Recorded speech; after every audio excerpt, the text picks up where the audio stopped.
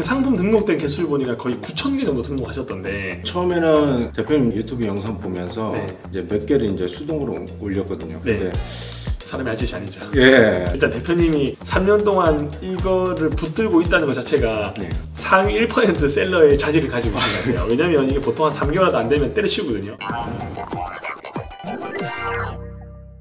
컨설팅 받고 싶은 분들 지원하라고 하셔가지고 50대 한 분께서 지원해 주셔서 이렇게 자리를 마련했습니다. 그래서 대표님이 어떻게 쇼핑몰 시작했는지, 그리고 스토어 진단을 하면서 좀 더 개선할 수 있는 부분들을 구독자분들이랑 같이 나누면 좋을 것 같아서 이런 컨텐츠를 만들게 되었습니다.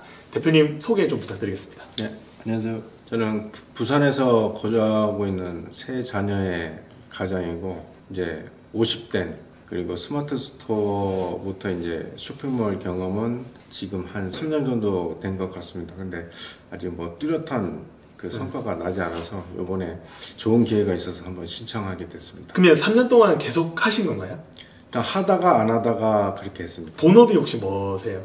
예전에 이제 금융회사에 좀 근무했다가 네. 이제 코로나 때 잠시 이제 좀 이직을 했다가 네. 우연찮게 이제 돈 버는 형님들 유튜브를 보면서 네. 쇼핑몰을 공부하면서 이제 그때부터 조금씩 시작했습니다. 그러면 지금은 이 쇼핑몰의 본업이신 거예요? 본업은 아닙니다. 예, 다른 것도 일을 하시면서 예. 틈틈이 하시는데, 예. 상품 등록된 개수를 보니까 거의 9,000개 정도 등록하셨던데, 예. 이거를 프로그램 없이 다 수동으로 등록하신 거예요? 아니요, 처음에는 대표님 유튜브 영상 보면서 네. 이제 몇 개를 이제 수동으로 올렸거든요. 네. 근데 사람이 할 짓이 아니죠. 예, 그러니까 어느 정도 이제 쇼핑몰 이제 경험이 없다 보니까 상품을 올리고 적정한 가격만 이렇게 맞추면 좀 판매가 이루어지겠지라고 이제 생각하고 했는데, 네. 뭐 어쩔 때 이제 한두 개씩 이렇게 들어오고 과연 이게 가능성이 있는 일인가 좀 궁금하기도 하고 조금 딜레마에 좀 많이 빠졌거든요. 네.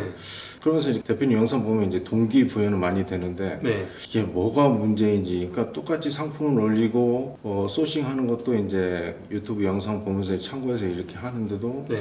뭐 뚜렷한 이렇게 성과가 나지는 않더라고요. 그러다가 이제 유튜브 영상 보니까 또 대량 등록이 또 이렇게 또 영상이 또 올라와서 아 그럼 대량 등록을 해야 되겠다 해서 이제 봤는데, 이제 그 대량 등록 이제 프로그램이 그때 상황에서 너무 이제 좀 부담이 되는 금액이어서 이제 알아보다가 도매매 그 대량 등록 프로그램하고 그다음에 이제 오너클랜의 판단 다 팔자 네. 그 프로그램으로 이제 좀 올렸었거든요. 네. 그리고 조금 그 전에 이제 수동으로 올렸을 때보다는 주문이 그나마 조금 몇 건 이렇게 추가적으로 더 들어오더라고요. 근데 네. 그렇게 또 대량 등록도 생각만큼 성과가 나지 않더라고요. 아, 그거에 대해서 제가 하나씩 한번 네. 말씀드리겠습니다. 일단 대표님이 3년 동안 이거를 붙들고 있다는 것 자체가 네. 상위 1% 셀러의 자질을 가지고 있는 것 같아요. 왜냐면 이게 보통 한 3개월도 안 되면 때려치우거든요. 네. 근데 이걸 손에 잡고 있는 것 자체가 쉽지 않은 거고, 생각도 수동으로 했다 안 돼서 대량으로 해봤다가 대량으로 해봤다가도 계속 고민하시는데, 저는 그거는 상당히 조금씩 진척되고 있다고 생각하는데, 지금 스마트 스토어만 하시나요? 아니면 쿠팡도 하시나요? 전체 다 했었거든요. 네.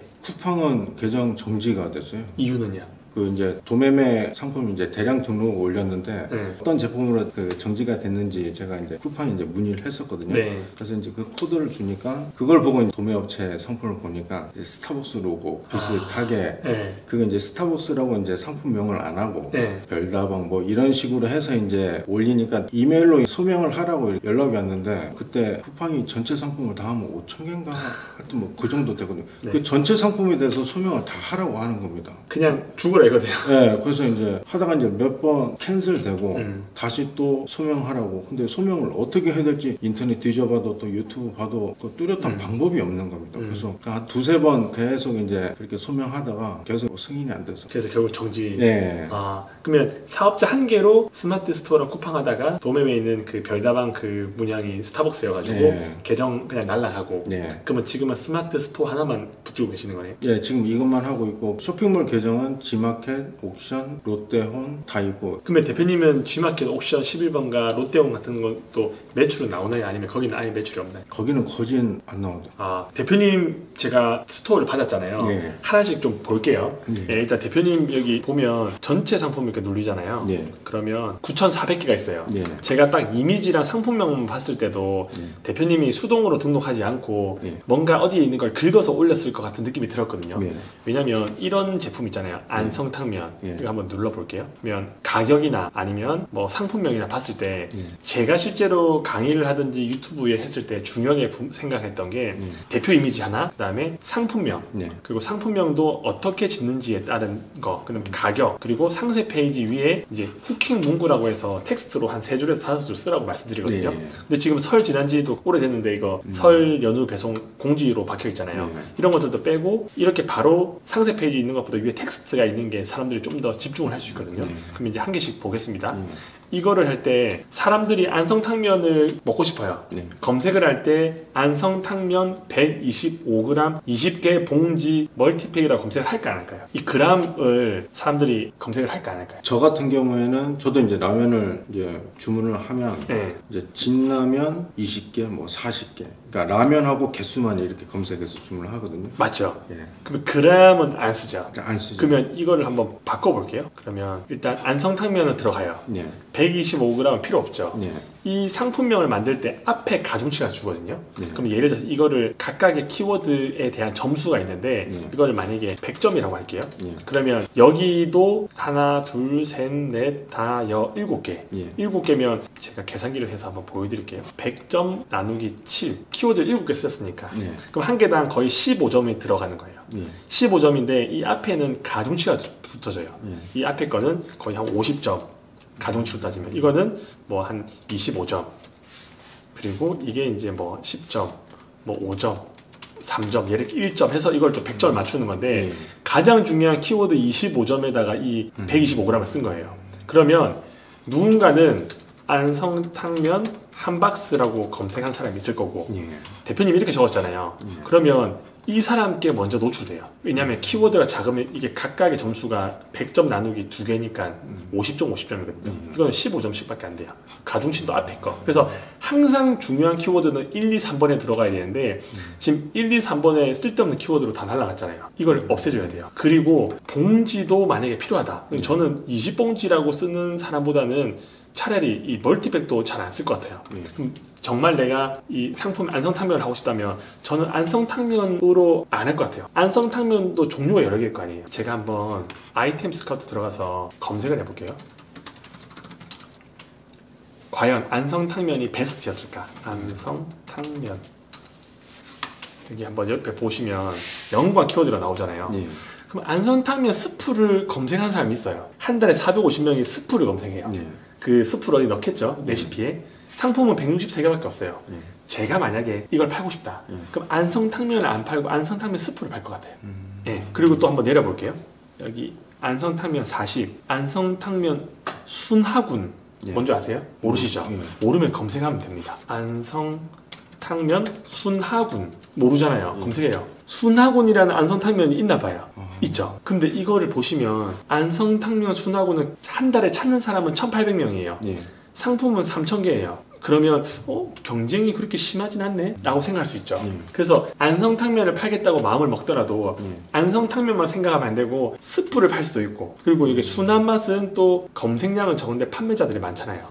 그러면 컵라면을 팔아야 될까? 여기 보시면 125g이라고 하는 사람은 20명밖에 없어요. 그러니까 이 키워드는 쓰는 사람이 없다는 거죠. 그러니까 이런 식으로 생각을 하면 키워드를 만드실 때 저는 이렇게 안 하고 한 박스도 필요 없죠. 20봉은 아까 말씀하신 대로 뭐 20봉 아니면 20개, 이것도 사람들이 어떻게 검색하는지를 보는 거죠. 내 감보다 사람들이 어떻게 쓰는지를 보면, 이 보면 40개. 그러면 저는 대표님이 20개로 있기 때문에 이렇게 20개. 그리고 캠핑용은 괜찮아요. 캠핑용 라면, 캠핑용 라면 20개. 차라리 저는 키워드 쓰면 이렇게. 근데 약간 하나의 팁인데 이렇게 하면 뭔가 좀 약해 보이잖아요. 그래서 저는 앞에 형용사를 한 번씩 넣습니다. 형용사. 예를 들어서 이거 안성탕면은 뭐 맛있는, 아니면 뭐 밥 말아 먹기 좋은, 이렇게 저는 나름대로 앞에 뭔가 형용사를 하나 좀 넣어줘요. 이건 쿠팡에서도 하는 방법인데 이렇게 밥 말아 먹기 좋은 안성탕면, 캠핑용 라면 20개, 이렇게 쓰는 게 이 앞에 가중치를 따졌을 때 이 상품명이 낮고, 가격이 지금 16,700원 하셨잖아요. 제가 이거를 한번 복사해서 과연 얼마에 파는지 한번 볼게요. 여기 쇼핑에 들어가면 20개에 13,000원인데 택배비가 드네요. 그럼 이걸 빼고, 어차피 그램은 비쌀 것 같거든 다. 여기는 9,400원에 4,000원 이제 배송비가 들어가는 거고, 여기 보면 12,800원 배송비. 지금 뭐 느끼신 거 없으세요? 가격을 보시고 배송비를 보시고 이건 무료 배송 이 두 개만 보시고 뭘 느끼시나요? 싸게 느껴지시나요? 안 싸게 느껴지시나요? 위에 있게 싸게 느껴져. 이게 전략인데 대표님 상품 무료 배송이잖아요. 예. 16,700원이잖아요. 예. 이분 거 두 개 더 하면 얼마예요? 12,800원에 배송비가. 16,800원. 그쵸? 예. 대표님보다 더 비싸요. 100원 더 비싸잖아요. 예. 근데 싸게 느껴지지 않으세요? 예. 맞죠? 예. 이거 대표님보단 싸요. 예. 근데 엄청 싸게 느껴지잖아요. 예. 9,400원이에요. 근데 배송비에 4,000원이에요. 들어가면 가격이 다를 수도 있어요. 그러니까 밖에서 보이는 가격이랑 안에 들어가면 또 가격이 다르거든요. 그러면 13,300원? 와, 내일 도착한대요. 농심에서 직접 하는 거. 그러면 16,000원이랑 13,360원짜리 있으면 당연히 사람들 이거 사겠죠. 예. 그러니까 밖에서 보이는 것도 이렇게 16,700원으로 저였으면 하지 않을 것 같고 12,900원으로 하고 택배비를 별도로 받을 것 같아요. 왜냐 밖에서 보이는 가격은 싸야지 클릭을 받으니까. 이 사람들이 바보가 아닌 이상 그냥 간단하게 배송비를 묻혀주면 되는데 밖에서 어떻게든 클릭 받으죠. 그럼 가격이 싸 보이니까. 그래서 보통은 내가 다른 사람들보다 조금 더 싸게 보이고 싶으면 배송비를 가격에 녹이지 않고 스마트 스토어는 가격을 싸게 보이게 하는 전략도 있고 20개를 안 하고 10개 단위로 하는 방법도 있고 쿠팡 같은 경우는 무료 배송하는 것이 좋은데 네이버 같은 경우는 밖에 보이는 가격이 다기 때문에 가격을 조금 낮게 해서 약간의 좀 헷갈리게 만들어요. 그리고 이게 20개인데도 들어가면 막상 20개 아닌 경우도 있긴 하거든요. 썸네일도 그래 좋진 않은 것 같아요. 만약에 썸네일을 한다고 하면 여기 한번 들어가 볼게요.